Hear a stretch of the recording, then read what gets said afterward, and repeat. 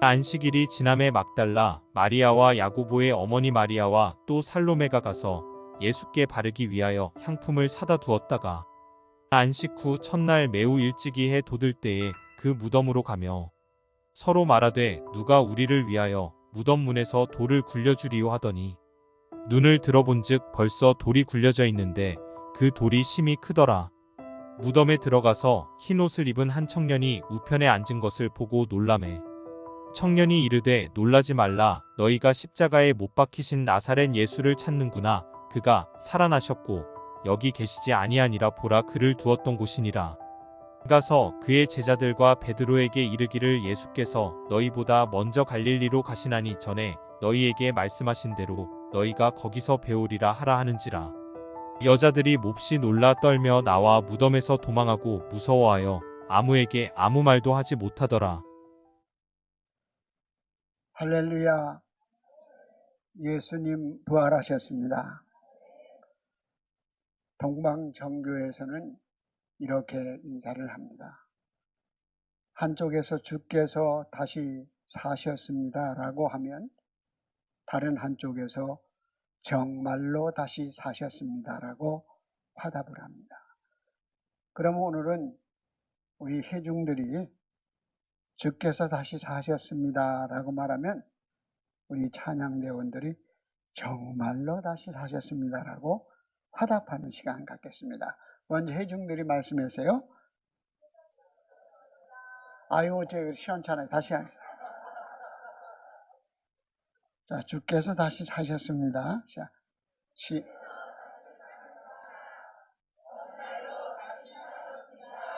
아멘. 할렐루야. 네. 종교개혁자 마틴 루터가 그에 대한 에피소드가 하나 있는데 열심히 종교개혁을 추진하는 중에 너무나 핍박과 어려움을 당하자 루터가 탈진되어서 사흘이라는 긴 기간 동안 누워서 나 이제 모든 것을 내려놓고 개혁을 포기하겠다고 이렇게 생각으로 절망과 실망 속에 빠져 있었습니다. 그런데 그러던 중에 어느 날 아침에 루터 앞에 그의 아내 카타리나가 상복을 입고 나타난 거예요. 아니, 당신 누가 죽었습니까? 예, 죽었습니다. 누가 죽었습니까? 예, 당신이 믿는 하나님이 돌아가셨어요. 그렇게 말을 하더라고요. 아니, 당신 무슨 말을 그렇게 합니까? 그렇게 루터가 대답했지만 이 루터의 아내는 이렇게 말하는 거예요. 생각해 보세요. 하나님이 돌아가시지 않았다면, 하나님이 살아계시다면 당신이 이렇게 포기하고 누워있을 리가 없지 않습니까? 라고 말했다는 거예요. 이 한마디에 루터는 깨우침을 받았습니다. 그래서 벌떡 일어나 아내와 함께 예배의 자리에 나가서 강력한 성령의 은혜를 체험합니다. 내가 여기 있습니다. 나를 사용하여 주옵소서. 그래서 담대하게 종교개혁을 끝까지 거룩한 소명 앞에 자신의 인생을 드리기로 결단했다는 말입니다. 여러분, 2023년 여러분의 마음을 우울하게 하는 것이 무엇입니까? 근심을 가져다 주는 것이 무엇입니까? 두려움을 가져다 주는 것이 무엇입니까?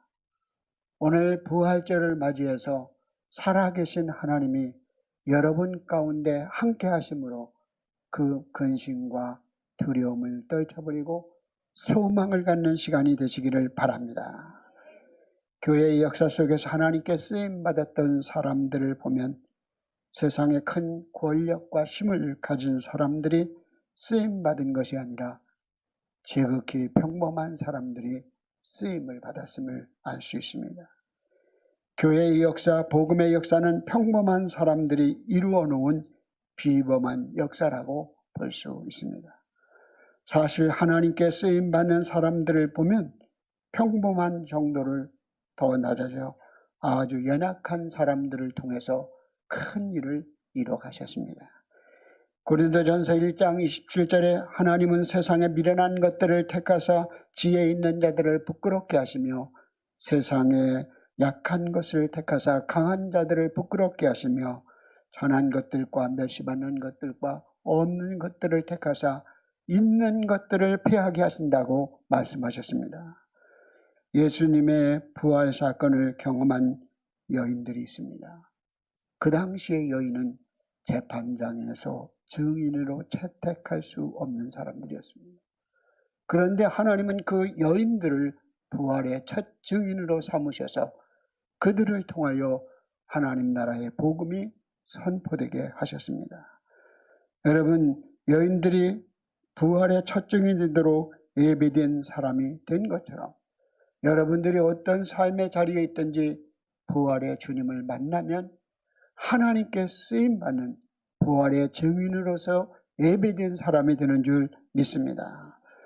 예수님 부활하셨습니다라는 말을 들으면 여러분 어떤 생각을 갖습니까? 많은 분들은 예수 죽은 사람이 어떻게 다시 살아나 하면서 믿지 못하겠다고 말하는 자연과학이나 그런 세상의 모든 형편을 보고 어떻게 다시 살아나느냐고 반문하고 믿지 못하겠다고 말하는 사람도 있습니다. 그리스도인들 가운데서도 부활에 죽어서 다시금 살아난다는 부활의 소망을 확실히 믿는 사람은 25% 정도밖에 안 된다.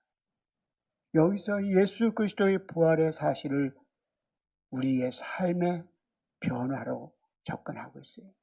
톨스토이의 그 부활이라는 책도 결국 삶의 변화를 부활로 이끌어가고 있지 않습니까? 여러분, 우리의 삶의 변화가 부활의 사건이라면 여러분 예수 믿을 필요 없습니다. 여러분들이 성경의 많은 사람들이 부활이라는 것은 부활은 설명하려는 것이 아니라 성경은 부활하셨음을 선포하는 것입니다. 예수님의 부활은 이해되는 것이 아니라 믿음으로 만나는 것입니다. 여러분, 부활을 왜 복잡하게 받아들입니까? 부활은 단순합니다. 부활의 사건의 의미는 예수님이 십자가에 죽으셨다가 다시금 살아나셨다는 그 사실이 역사적인 사실이라는 것입니다. 그러므로 부활은 복잡한 것이 아니라 단순한 것입니다. 그러므로 우리는 그 역사적인 사실을 믿을 때 부활의 능력을 경험하게 되는 것입니다. 그래서 예수님이 그 부활하심으로 말미암아 예수님이 하나님의 아들 되심을 확증하시고 선포하신 것입니다. 로마서 1장 4절에 보면 예수께서 죽은 자 가운데서 다시금 살아나서 그가 하나님의 아들 되심을 모든 사람에게 선포하셨느니라.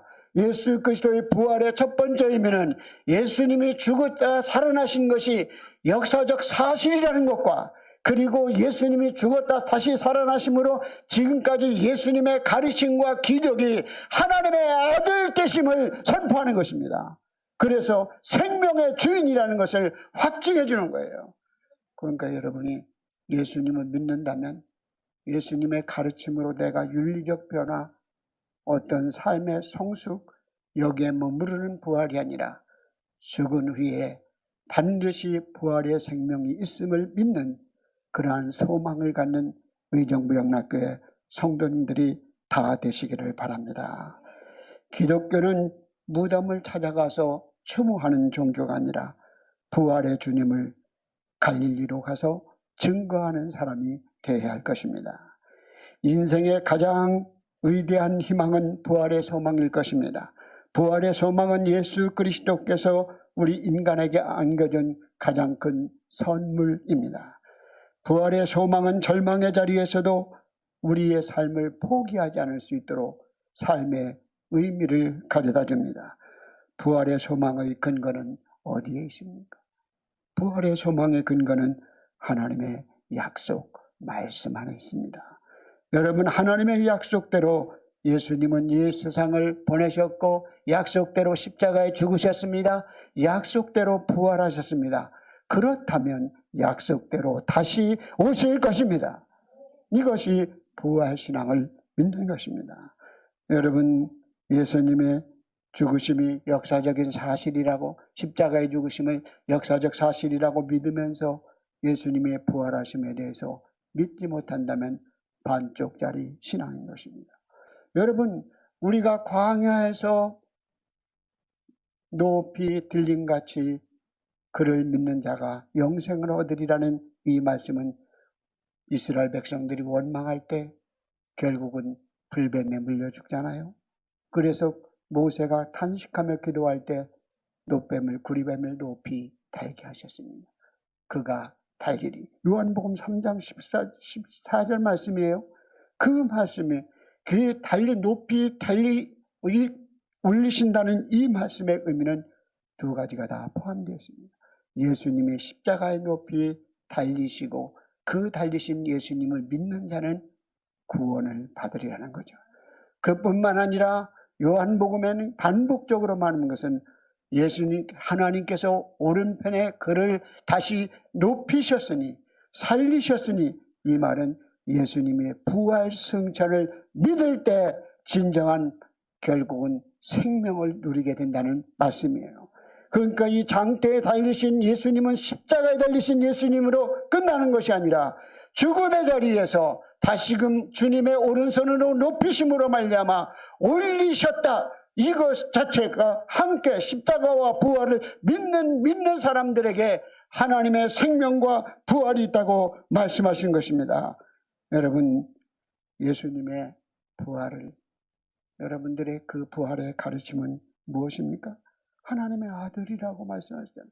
그러면 그 예수님의 가르침의 중심은 하나님의 아들이라는 것으로 끝난 것이 아니라 요한복음 3장 16절 누구든지 예수 그리스도를 믿는 자는 구원을, 영생을 누리라는 말씀을 우리에게 주고 있는 것입니다. 여러분, 모든 사람을 구원하시는 하나님이시다. 그분이 예수님이 모든 사람을 구원하시는 하나님이시라는 것을 말씀했어요. 여러분, 우리의 부활의 소망은 어디서 가질 수 있다고요? 하나님의 약속의 말씀이라고 그러죠. 그 말씀을 믿으면 여러분들이 어떻게 해요? 우리는 예수 믿는 사람들이 죽음 후에 일어날 결과도 확신할 수 있는 거예요. 왜? 그래서 이미 약속하신 대로 다 이루신 하나님이 다시 오시리라는 그 약속을 반드시 이루실 것이기 때문입니다. 여러분들이 그래서 그 약속을 재림신앙까지 나아갈 수 있는 거예요.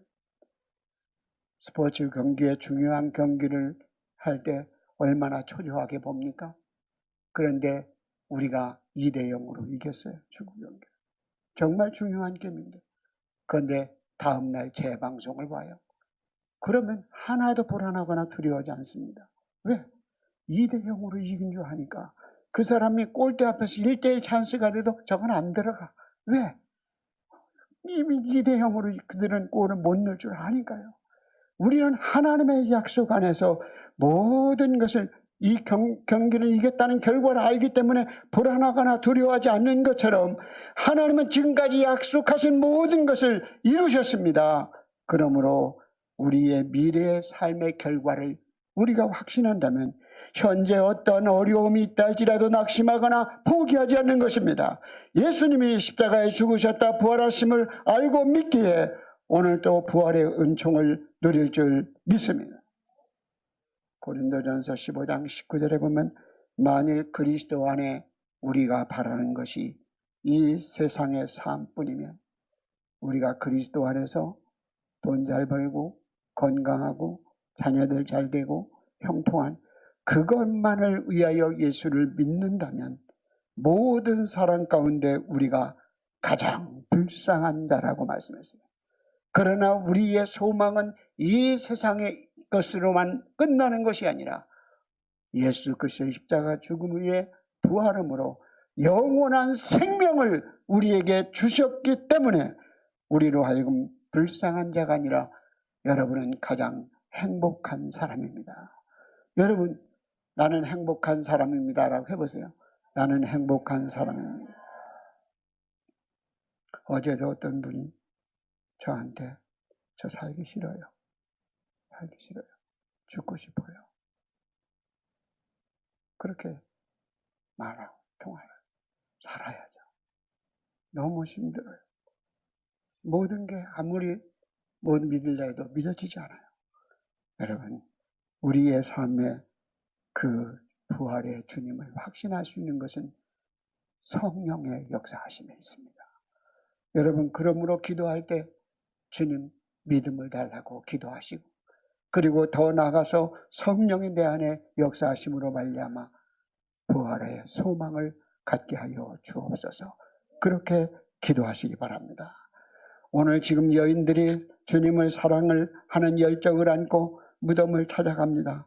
그 무덤을 찾아가면 그 여인들은 어떤 걱정을 하며 찾아가고 있습니까? 오늘 3절의 말씀에 보면 서로 말하되 누가 우리를 위하여 무덤문에 돌을 굴려주려 하더니 그 돌무덤을 어떻게 굴려서 우리 예수님을 향품을 시신에 바를 수 있을까? 이렇게 염려하며 찾아가고 있는 모습을 보게 됩니다.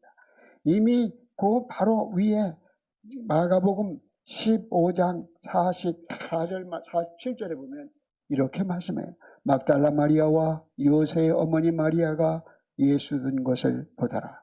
예수님이 아리마대 요셉에 의해서 장례되는 장면을 그 여인들이 보았어요. 그래서 다 이틀 밤 그를 찾아간 거예요. 그런데 그 돌무덤이 막혀 있다는 것을 알았습니다. 그래서 그들은 그곳에 가서 그 문을 어떻게 열고 예수님 시신의 향품을 바르지 염려하고 있었던 것입니다. 여러분, 그러나 어떻게 보면 이 여인들의 삶의 모습이 우리의 모습일 수가 있습니다. 우리는 무덤을 향하여 가는 이 여인들의 모습처럼 어떻게 나의 죄의 문제를 해결하지? 어떻게 나의 죽음의 문제를 권세로부터 벗어날 수 있지?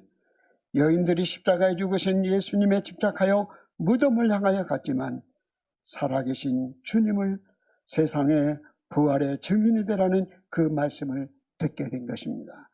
여러분, 여인들의 두려운 마음으로 무덤 안에 들어갈 때 눈앞에 전혀 상상치 못한 광경이 펼쳐집니다.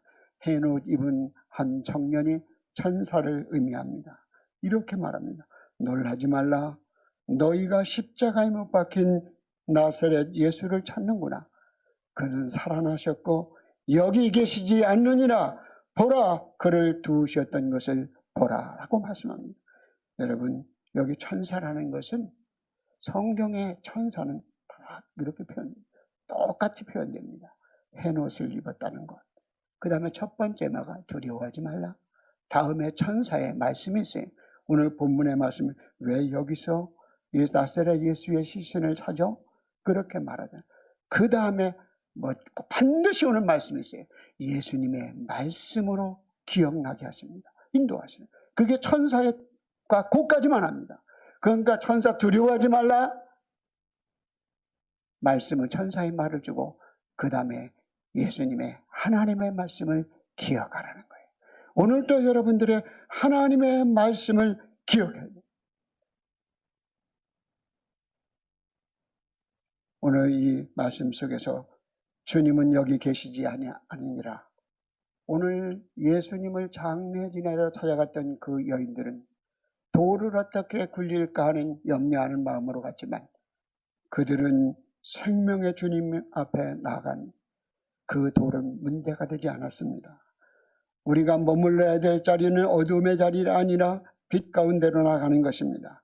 주님은 여기 계시지 아니하고 죽음의 자리에, 사망의 자리에, 어둠의 자리에 있지 아니하고 살아나셨다고 말씀하고 있는 것입니다. 부활은 죄와 사망과 사단을 이기는 능력인 것입니다. 고린도전서 4장 20절에 보면 하나님의 나라는 말에 있는 것이 아니라 능력이 있음이라고 말씀했습니다. 오늘도 여러분 일상의 삶을 살아가며 염려하고 고민하는 일들을 가지고 주님 앞에 나오지 않았습니까? 그러나 우리가 염려하고 있는 일들은 전능하신 하나님 앞에 아무 문제가 되지 않을 수 있습니다. 여러분, 여인들이 부활의 주님을 만나서 우리가 앞으로 어떻게 살아가야 될지 또 다른 근심에 사로잡히게 됩니다. 세상의 근심을 내려놓고 이제는 문제가 안 됐네. 왜 돌이 굴려졌으니까 이제는 부활의 주님의 말씀을 듣고 어떻게 살아가지 또 다른 근심, 또 다른 우리의 사명을 자리로 생각하는 모습을 보게 됩니다. 여러분, 우리의 문제는 하나님의 말씀을 듣고 말씀 앞에 섰을 때 또 다른 고민과 염려가 우리를 찾아옵니다. 하나님의 약속을 붙드는 순간 우리에게 사명이 우리에게 회복되기 때문입니다. 하나님은 은혜와 능력을 경험하면 나는 무엇을 하며 살까? 여기에 대한 또 다른 고민이 생기죠. 그래서 고린도후서 7장 말씀에 보면 하나님 뜻대로 하는 근심은 후회할 것이 없는 구원에 이르게 하는 회개를 이루는 것이요 세상 근심은 사망을 이루는 것이니라. 보라, 하나님의 뜻대로 한 근심이 너희로 얼마나 간절하게 하며 얼마나 변증하게 하며 얼마나 두렵게 하며 얼마나 사모하게 하며 얼마나 열심히 있게 하며 너희 자신을 깨끗함을 나타내느냐. 하나님 뜻대로 하는 근심은 하나님의 뜻을 어떻게 이루어들까, 내게 맡겨진 사명을 어떻게 감당할까 하는 염려, 근심에 사로잡히는 모습을 보게 됩니다. 성도 여러분, 오늘 부활절, 여러분들이 부활의 주님을 만나러 오셔서 여러분의 삶의 문제를 가지고 염려를 가지고 나와서 이제 부활의 음성에, 주님의 음성을, 부활의 주님이 살아계셨다는 음성을 듣고 내가 주님을 위하여 어떻게 살지? 그런 마음을, 그런 하나님의 뜻을, 사명을 품고 돌아가는 여러분이 되시기를 바랍니다. 그래서 예수님의 가르침의 중심은 윤리가 아닌 것입니다. 예수님의 가르침의 중심은 내가 하나님의 아들이다. 그리스도가 하나님의 아들이심을 믿는 자는 영생을 누린다는 것입니다. 그러므로 그 살아계신 주님, 오늘도 그 살아계신 주님이 있기에 오늘도 주님을 만날 수 있고 주님을 경험할 수 있고 기도 응답을 받을 수 있는 줄 믿습니다. 주님, 제가 염려하고 걱정하는 모든 일들이 부활의 능력이신 예수님 앞에서 아무런 문제가 되지 않게 하여 주옵소서. 이제 나의 근심과 나의 걱정, 나의 간절한 소원은 하나님의 말씀을 듣고 어떻게 믿음의 삶을 또 사명을 감당할 것인가, 그것에 대하여 마음을 집중하게 하여 주옵소서. 그래서 고린도전서 15장 58절은 내 사랑하는 형제들아, 견실하며 흔들리지 말고 항상 주의 일에 더욱 힘쓰는 자들이 되라. 이는 너희 수고가 주 안에서 헛되지 않은 줄 알미라. 부활은 설명되어지는 게 아닙니다. 부활은 믿음으로 받는 것입니다. 그러나 그 부활은 역사적인 사실입니다. 십자가가 있었듯이 부활도 있었습니다.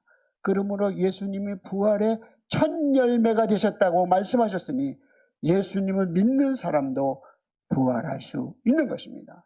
왜?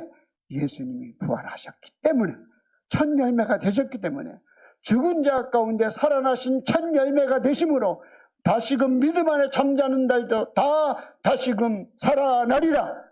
이 미래의 부활의 소망도 믿을 수 있는 여러분이 되시기 바랍니다.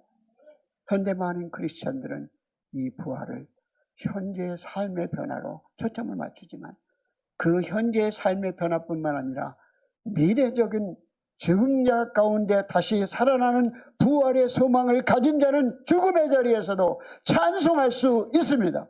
죽음의 자리에서도 근심 걱정을 내려놓고 두려움이 아니라 평화를 누릴 수 있습니다. 그러한 은혜를 여러분이 누리시기 바랍니다. 시간은 자국하네요. 그렇지만 가장 중요한 또 하나의 말씀이 있습니다.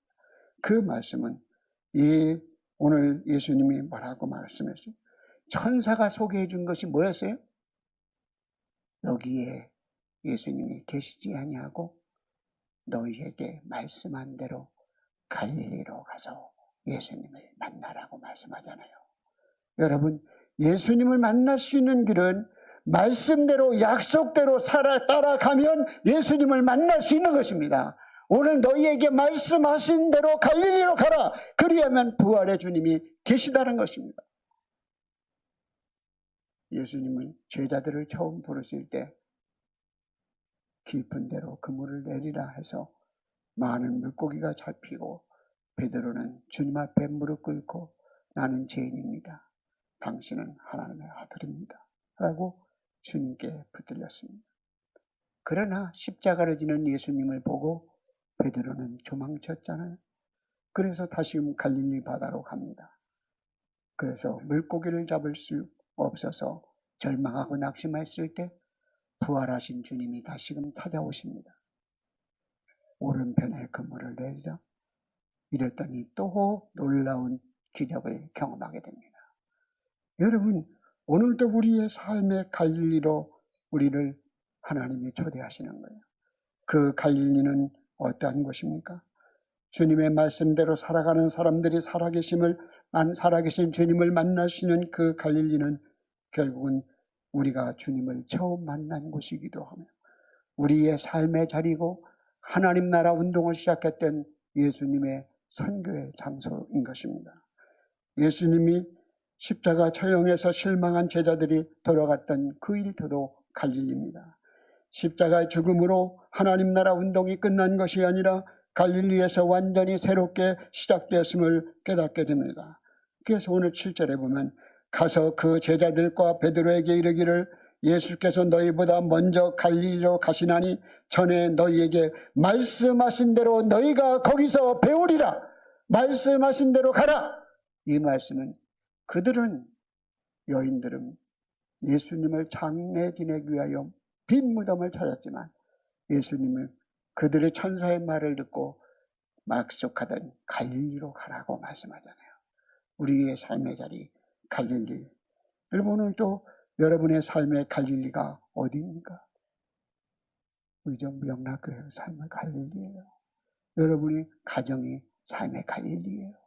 여러분이 있는 자리에서 복음의 능력을 드러낼 수 있는 말로서 삶으로 드러낼 수 있는 믿음의 삶을 살아가라고 우리에게 말씀하고 있는 것입니다. 오늘 또 부활은 생명인 것입니다. 부활은 능력인 것입니다. 예수님과 동행할 때 승리하는 삶을 살아갈 수 있습니다. 부활은 주님과 함께 내가 죽을 때 주님과 함께 사는 놀라운 역사를 경험할 수 있습니다. 성령이 내 안에 있으면 부활의 증인이 될 수 있습니다. 예수님이 육체로 오셔서 그가 한 번에 모든 사람을 만날 수가 없었어요. 육체에 갇혀 있었기 때문에. 하나님의 아들이시지만 그러나 예수님 가시면서 성령을 너희에게 보내시리라. 성령이 우리에게 왔을 때 그 영은 육체에 갇히지 않기 때문에 동시 통역할 수 있습니다. 동시에 모든 사람을 만날 수 있어요. 실시랑으로 예수님은 말씀하실 수 있다는 거예요. 지금 이 순간 전국 방방곡곡에서 성령께서는 모든 성도들에게 말씀할 수 있다는 것입니다. 성령을 너희에게 보내리라.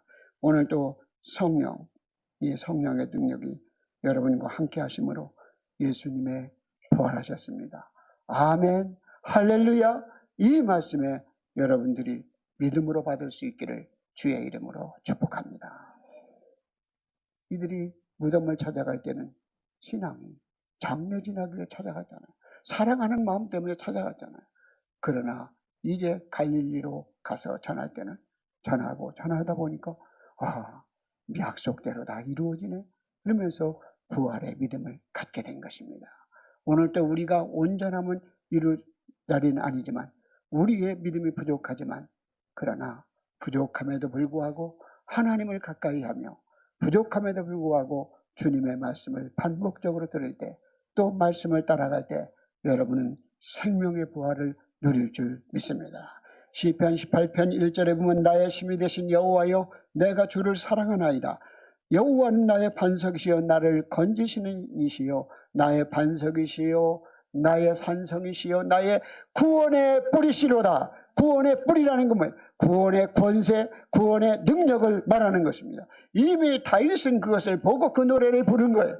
여호와는 여러분의 구원의 능력이 되십니다. 죄를 이기게 하시고 사망을 이기게 하시고 사단을 이기게 하시고 우리로 하여금 온갖 근심과 걱정을 이기게 하시고 산 소망을 갖게 하시는 분이 부활하신 주님이신 줄 믿습니다.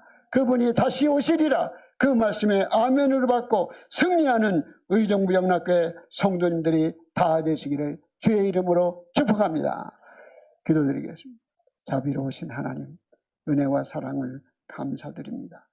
주님을 따르라 하면서도 세상 근심 걱정 염려에 사로잡혀 주님 세상 문제만 가지고 주님 앞에 나왔지만 그곳에서 주님을 만나지 못하고 다시금 너는 갈릴리로 가라 말씀하신 주님, 우리의 부활하여 살아계신 그 약속의 말씀인 갈릴리 말씀을 따라 살아가므로 우리가 삶의 자리에서 부활하신 주님을 만나게 하여 주옵소서.